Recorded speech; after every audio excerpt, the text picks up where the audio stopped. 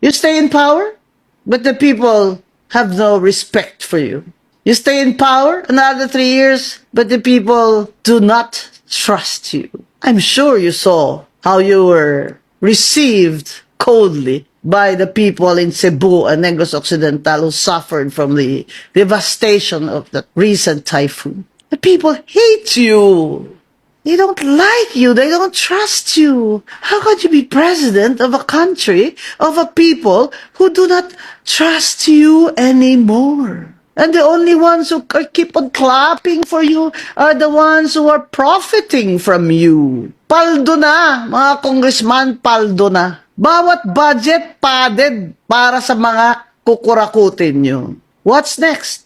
President Bongbong Marcos, is up to you. But this, I am certain, in the next 3 years, while you're in office, the protest rallies will continue.